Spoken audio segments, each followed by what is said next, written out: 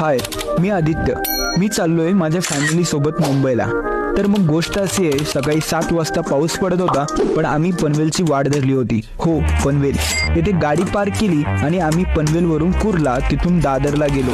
हा प्रवास आम्ही मुंबईच्या लोकलनेच केला, कारण मुंबईची लोकलच ही मुंबईची खरी ओळख आहे. दादरमध्ये पोहोचल्यानंतर तिथे जवळच असलेल्या स्वामीनारायण मंदिरात गेलो. तिथून दर्शन घेतल्यानंतर आम्ही नाश्ता केला.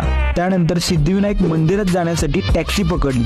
आई शपथ, या धावत्या मुंबईत सगळं काही धावतच आहे. ही धावती लोकल ट्रेन, ही धावती लोक आणि ही धावती टॅक्सी. असो, आम्ही सिद्धिविनायक मंदिरापाशी पोहोचलो, पण आम्ही बाप्पाचं दर्शन बाहेरूनच घेतलं, कारण इथे खूपच गर्दी होती.